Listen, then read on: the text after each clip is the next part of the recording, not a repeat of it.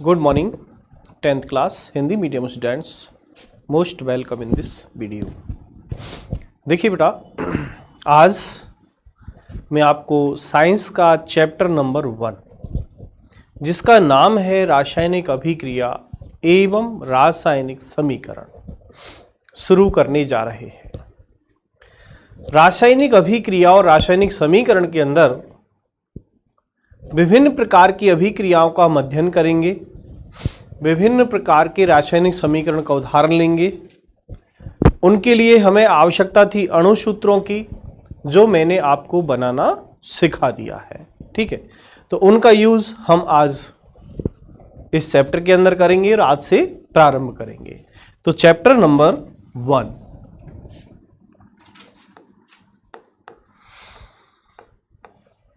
जिसका नाम है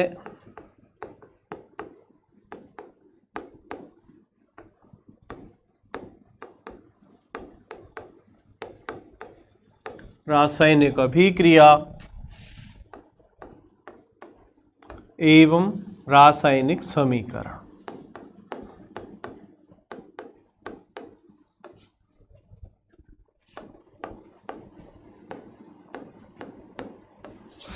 देखिए, आपने देखा होगा कि विभिन्न प्रकार की अभिक्रियाएं हमारे दैनिक जीवन में संपन्न होती है। यानी किसी भी पदार्थ में जब रासायनिक परिवर्तन होता है तो उस रासायनिक परिवर्तन के कारण रासायनिक अभिक्रिया संपन्न हो जाती है। जैसे लोहे पर जंग लगना एक रासायनिक अभिक्रिया है। ऐसे देखो, गर्मियों के दिनों में यदि हम दूध को रख देते हैं, काफी समय तक गर्मियों के दिनों में दूध को रखने पर दूध फट जाता है। क्यों? जो ताजा भोजन बनाया हुआ है, यदि उसको काफी समय तक रख दिया, वो भी खराब हो जाता है। क्यों? अंगूरों को आपने खुला रखा हुआ है लंबे समय तक, वो ढीले हो जाते हैं, पिलपिले हो जाते हैं। क्यों? यानी अंगूर का किण्वन हो जाता है। भोजन करने के बाद भोजन का पाचन होता है। क्यों? भोजन का ऑक्सीकरण होता है और ऑक्सीकरण के बाद अपशिष्ट पदार्थों का निर्माण होता है। इसके अलावा देखो, गर्मियों में यानी धूप में यदि आपने कोई बर्तन या कोई लोहे की वस्तु आपने बाहर रख दी तो वो गर्म हो जाती है। क्यों? ये सभी क्वेश्चन हमने दैनिक जीवन में महसूस किए होंगे। इसके अलावा हम सांस लेते हैं, हम श्वसन क्रिया कर रहे हैं। ये सब क्या है? ये सब एक प्रकार से रासायनिक अभिक्रिया है। जैसे मैं बात करूं श्वसन की, हमने श्वसन में ऑक्सीजन गैस ली। जो ऑक्सीजन गैस ली है, ये शरीर में पहुंचने के बाद यानी नाक के द्वारा फेफड़ों में पहुंचती है, फेफड़ों से ब्लड में आती है और ब्लड से जो भोजन के आवश्यक पोषक तत्व जो पाचन क्रिया में अवशोषित किए हैं, उनसे क्रिया करती है। कहने का मतलब भोजन का ऑक्सीकरण होता है। दूध का दही में बदलना, तो विभिन्न प्रकार के जो रासायनिक परिवर्तन है, ये सभी रासायनिक परिवर्तन एक प्रकार से रासायनिक अभिक्रिया होती है। जैसे मैं छोटा सा एक उदाहरण लूं, कोयले का दहन। कोयला मतलब कार्बन, और दहन करने के लिए हमें ऑक्सीजन चाहिए। जब कोयले का दहन कराया जाता है तो कार्बन ऑक्सीजन से क्रिया करके कार्बन डाइऑक्साइड बनाता है। रासायनिक अभिक्रिया है। इसी प्रकार मैग्नीशियम, आपके सिलेबस में एक उदाहरण है कि जैसे मान लीजिए ये कोई मैग्नीशियम का धातु का टुकड़ा है, ये ठीक है। अब इस मैग्नीशियम के धातु के टुकड़े को हमें जलाना है, तो जलाने से पहले ये जो मैग्नीशियम का रिबन है, मैग्नीशियम रिबन, इस रिबन को पहले रगड़कर साफ किया जाता है। मैग्नीशियम के रबड़ जो रिबन है उसको रगड़कर साफ करती हैं। क्यों? जब मैग्नीशियम वायुमंडल में होता है तो ऑक्सीजन से क्रिया करके MgO के रूप में हो सकता है, ये कार्बोनेट से क्रिया करके MgCO3 हो सकता है, विभिन्न रूपों में होता है। जब इसको रगड़ देते हैं तो इसके साथ जो भी अशुद्धि है उसको हटा देते हैं। फिर इसका दहन जब कराया जाता है तो दहन कराने पर ये आसानी से मैग्नीशियम ऑक्साइड का निर्माण करता है। जैसे इसको जलाने के लिए क्या करें, जैसे मान लो एक बर्नर लिया, ठीक है, ये बर्नर है और ये बर्नर की जलती हुई ज्वाला है, ठीक है। यहां आप बाच ग्लास लगा दें और यहां ये जो मैग्नीशियम का रिबन है, ये मैग्नीशियम का रिबन ये आपने ले लिया और मैग्नीशियम के रिबन को आपने चिमटे से पकड़ा हुआ है। किससे? चिमटे से। तो ये मैग्नीशियम का रिबन है, ये चिमटा है या चिमटी कह सकते हो, और ये बर्नर है। जब आपने मैग्नीशियम को जलाया तो यहां से जल करके मैग्नीशियम का पाउडर इसमें इकट्ठा हो जाता है। तो इसमें जो बनने वाला पदार्थ होगा वो होगा मैग्नीशियम ऑक्साइड। कहने का मतलब एक रासायनिक अभिक्रिया हुई, एक रासायनिक अभिक्रिया संपन्न हुई। कैसे हुई? मैग्नीशियम धातु का जो रिबन है उसको वायु की उपस्थिति में जलाया गया, जिससे मैग्नीशियम ऑक्साइड का निर्माण हो रहा है। इस प्रकार हम और भी उदाहरण देख सकते हैं। जैसे हम कोई बीकर लें, बीकर लिया आपने या कॉनिकल फ्लास्क ले लो, इसके मुंह को बंद कर दो, एक इसमें कीप लगा देते हैं।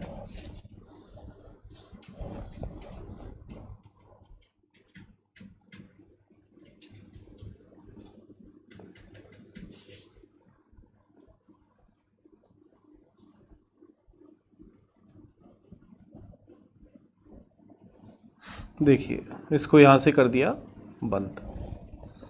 हमने इसमें डाल रखा है तनु H2SO4,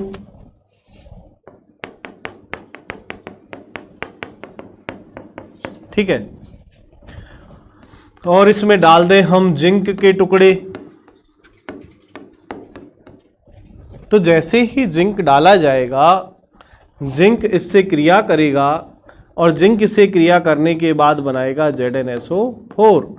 अब ZnSO4 बनने के बाद क्या निकलेगी? यहां से हाइड्रोजन गैस। तो हाइड्रोजन गैस यहां से निकलने का प्रयास करेगी, ठीक है।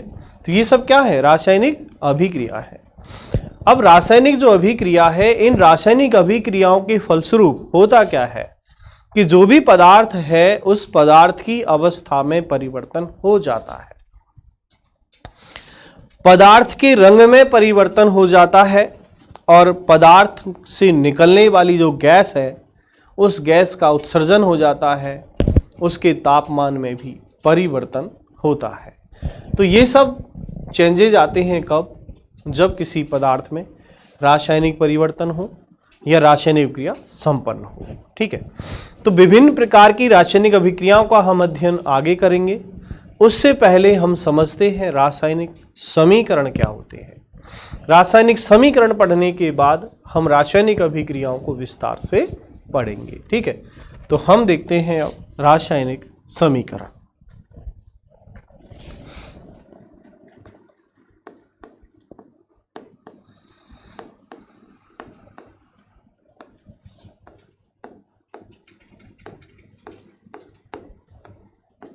देखो, केमिकल इक्वेशन, रासायनिक समीकरण होते क्या हैं? हम जो बात कर रहे थे रासायनिक अभिक्रियाओं की, यदि इन रासायनिक अभिक्रियाओं को प्रतीकों में या संकेतों में लिख दें या अणुसूत्रों में लिख दें तो उसे हम रासायनिक समीकरण कहते हैं। परिभाषा सुनना, समझना और नोट कर लेना। किसी भी रासायनिक अभिक्रिया को रासायनिक प्रतीकों में, रासायनिक संकेतों में या रासायनिक अणुसूत्रों में लिखना रासायनिक समीकरण कहलाता है। परिभाषा लिख लेना आप। किसी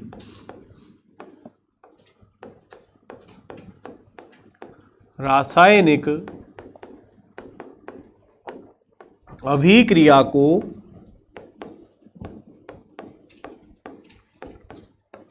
प्रतीकों में,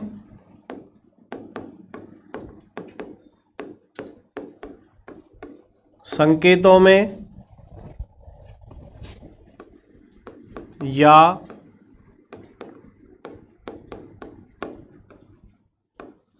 अणुसूत्रों में लिखना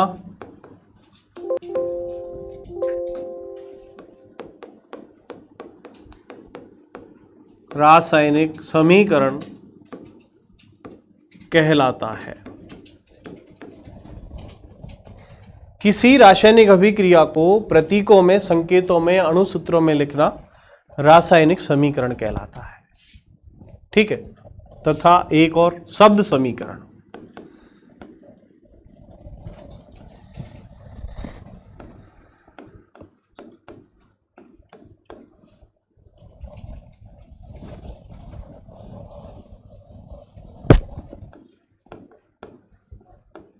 शब्द समीकरण क्या कहेंगे? रासायनिक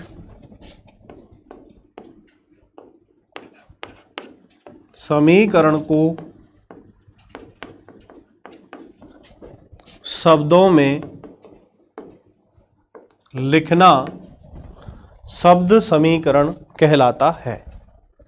किसी रासायनिक समीकरण को शब्दों में लिखना शब्द समीकरण कहलाता है। जैसे उदाहरण देखिएगा, जैसे हम अभी अभिक्रिया कर रहे थे मैग्नीशियम की, कि हमने मैग्नीशियम लिया और मैग्नीशियम को दहन कराते हैं, तो उसको हम लिखते हैं शब्द समीकरण में भी और रासायनिक समीकरण में भी। देखिएगा,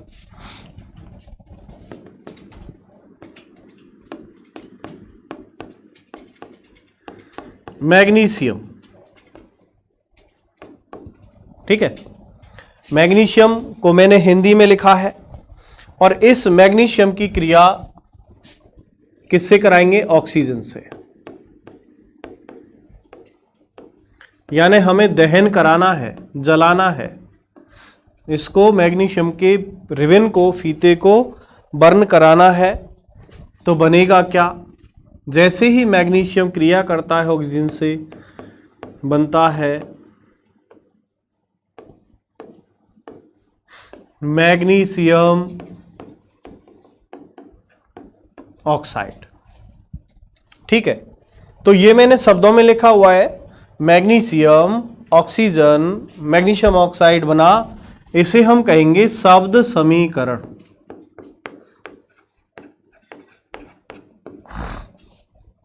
क्या कहेंगे इसको? शब्द समीकरण। अब इसको मैं केमिकल इक्वेशन यानी रासायनिक भाषा में ट्रांसलेट कर रहा हूं। मैग्नीशियम का प्रतीक होता है Mg, ऑक्सीजन का होता है O। लेकिन ध्यान रखना, जो गैसीय परमाणु होते हैं, जो गैस अवस्था में पाए जाते हैं, गैस अवस्था में पाए जाने वाले जो परमाणु हैं उनको अणुओं के रूप में लिखा जाता है। मतलब O2 के रूप में लिखा जाएगा और इसका दहन कराने पर ये बनेगा MgO, मैग्नीशियम ऑक्साइड। यहां पे 2 लगा हुआ है, यहां मत लगाना। क्यों? ये मैंने आपको कल सूत्रों में भी बताया था कि मैग्नीशियम ऑक्साइड का सूत्र होता है MgO, क्योंकि दोनों की बैलेंसी होती है बराबर, संयोजकता बराबर है। तो संतुलित करने के लिए क्या करें, अभी तो मैं आपको बता देता हूं, बाकी आगे संतुलित करके भी देखेंगे। संतुलित करने के लिए हमें LHS बराबर RHS करना होता है कि जो तीर के निशान है, तीर के निशान के दोनों ओर परमाणुओं की जो संख्या है वो बराबर होनी चाहिए। तो यदि मैं इसको बराबर करूं तो बराबर करने के लिए ऑक्सीजन यहाँ पर 2 है, यहाँ 1 है, पूरे को 2 से गुणा करोगे, ऑक्सीजन 2 हो गया, लेकिन मैग्नीशियम 2 हो गया, इसको यहाँ 2 गुणा करना पड़ेगा। तो ये Mg + O2 MgO है, ये कहलाएगा रासायनिक समीकरण। तो बेटा उदाहरण नोट रखना कि जिसे हम शब्दों में लिख रहे हैं वो तो शब्द समीकरण है, और जिसे हम रासायनिक भाषा में लिख रहे हैं, प्रतीकों में लिख रहे हैं, वो रासायनिक समीकरण है। एक और उदाहरण देता हूं आपको ऐसा, कार्बन प्लस ऑक्सीजन, इसका भी दहन कराइए। ये कार्बन समझ लीजिए कोयला है, यह लकड़ी है, जलाने के लिए ऑक्सीजन चाहिए, बनेगा क्या, कार्बन डाइऑक्साइड।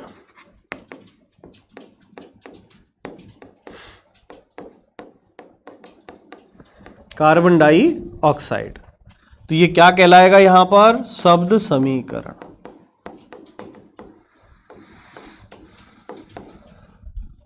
अब इसको रासायनिक समीकरण लिखें। कार्बन का प्रतीक C, ऑक्सीजन का O, गैस होने के कारण O2, क्या बनेगा, CO2। ये क्या कहलाएगा, रासायनिक समीकरण। ठीक है, तो यहां आपने क्वेश्चन पढ़ा रासायनिक समीकरण किसे कहते हैं, टॉपिक डला हुआ है, परिभाषा लिखी हुई है।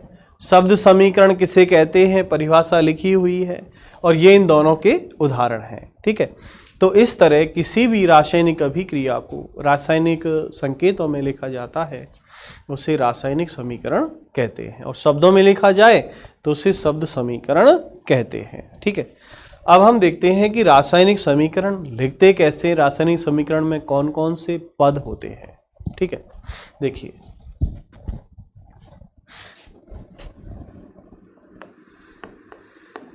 अगला टॉपिक है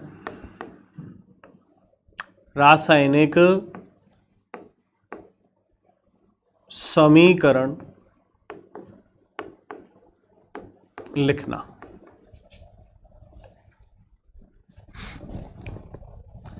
रासायनिक समीकरण को कई पदों में लिखा जाता है।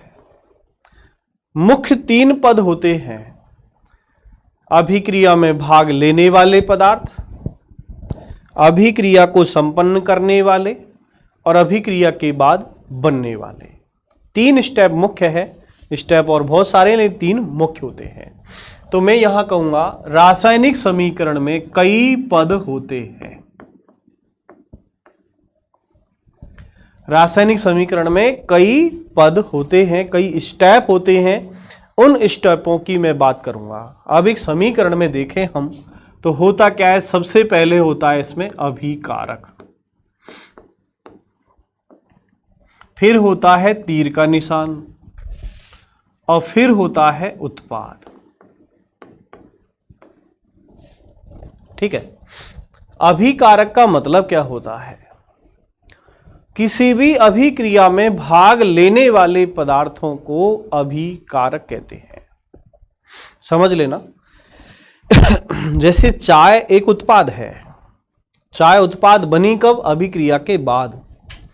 तो चाय में जो आपने काम लिया है, दूध, चाय पत्ती, अदरक, चीनी, तुलसी के पत्ते, इलायची, जो भी आप डाल रहे हैं, वो जितने भी पदार्थ आपने डाले हैं वो सब अभिकारक कहलाते हैं।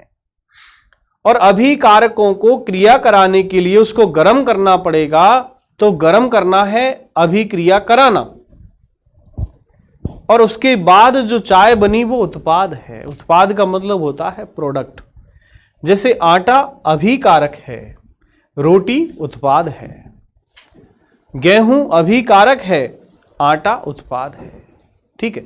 इन जो कच्चा माल होता है, कच्चा माल वो अभिकारक है और बनने के बाद उसको उत्पाद कहते हैं, और इन दोनों के बीच जो तीर का निशान आता है इसे अभिक्रिया का चिन्ह कहते हैं। ठीक है, तो सबसे पहली बात कर रहा हूं नंबर 1, किसी भी रासायनिक अभिक्रिया में सर्वप्रथम अभिकारक लिखे जाते हैं। नोट करने वाली बात है बेटा, एक एक पॉइंट नोट करते जाना। किसी भी अभिक्रिया में सर्वप्रथम अभिकारकों को लिखा जाता है। ठीक है, और अभिकारक को क्रियाकारक भी कहते हैं। अभिकारक का दूसरा नाम क्रियाकारक भी है। दूसरी बात, यदि अभिकारकों की संख्या 2 या 2 से अधिक है, अभिकारक 2 भी हो सकते हैं, 2 से अधिक भी होते हैं, तो उन अभिकारकों के मध्य धन चिन्ह का उपयोग किया जाता है। जैसे अभी आप कर रहे थे मैग्नीशियम प्लस ऑक्सीजन, प्लस क्यों लगाया? क्योंकि अभिकारक 2 थे, इसलिए प्लस का यूज करना पड़ा। 2 से अधिक होते तो और प्लस का यूज करते। तो नंबर दूसरा स्टेप आप लिखेंगे कि अभिकारकों की संख्या 2 या 2 से अधिक होने पर, 2 या 2 से अधिक होने पर उनके मध्य प्लस या धन चिन्ह का उपयोग किया जाता है। तीसरा पॉइंट आप लिखेंगे कि अभिकारक के बाद तीर का निशान लगाया जाता है। अभिकारक के बाद तीर का निशान लगाया जाता है, और तीर के निशान को कहते हैं साइन ऑफ एरो, अभिक्रिया का चिन्ह।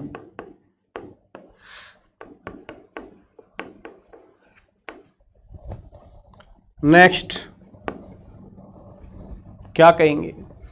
तीर के निशान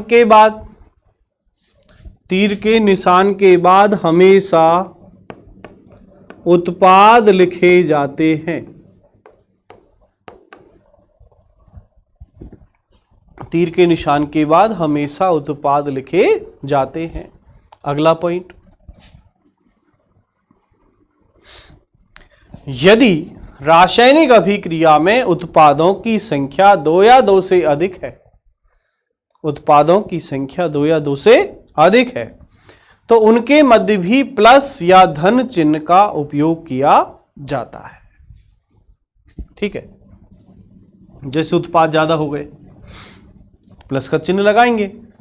जैसे मैं आपको एक समीकरण बताऊं, FeSO4, और यदि इसको गर्म कर दें तो Fe2O3 plus SO2 plus SO3, यह उत्पाद देखो कितने हैं? 3, प्लस का चिन्ह लगा हुआ है।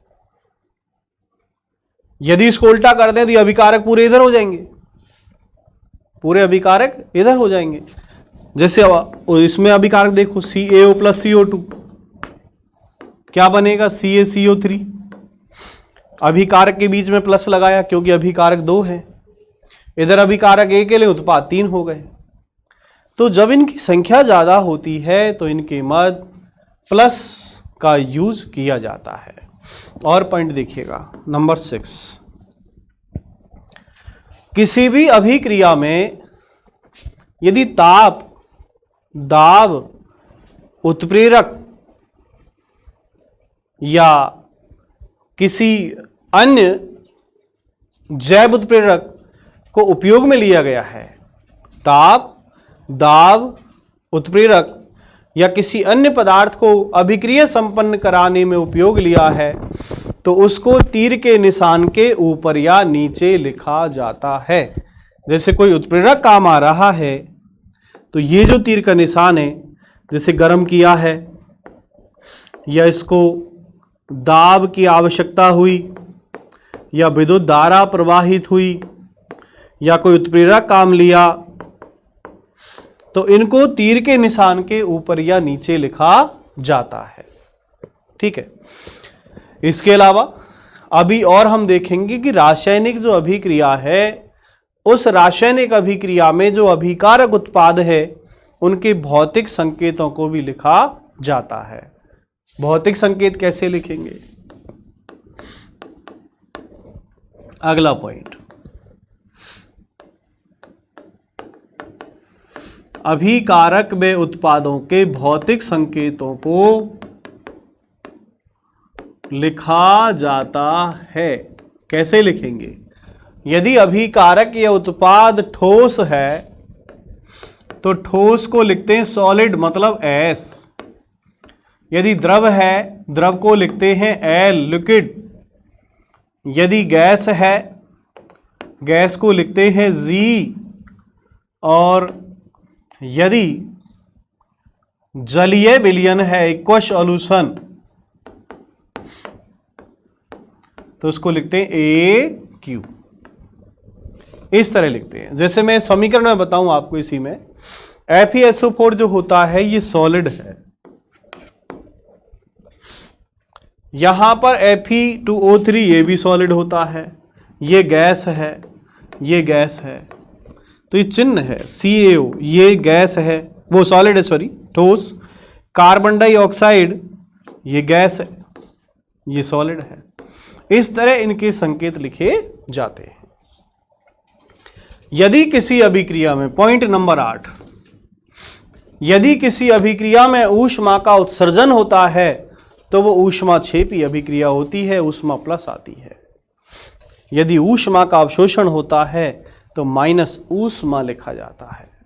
ठीक है, तो इन विभिन्न पदों को समझ करके हम रासायनिक समीकरणों के बारे में उनका अध्ययन करेंगे, उनको समझने का प्रयास करेंगे। इस तरह विभिन्न पदों का उपयोग करते हुए हम रासायनिक समीकरण को लिखते हैं। ध्यान रखना, अभिकारक, तीर का निशान और उत्पाद। अब इनको बराबर कैसे करना है वो हम संतुलित रासायनिक समीकरण में पढ़ेंगे। इस वीडियो के अंदर आपको मैं इतना ही बताऊंगा, बाकी नेक्स्ट आगे टॉपिक के लिए नेक्स्ट वीडियो शेयर करेंगे। धन्यवाद।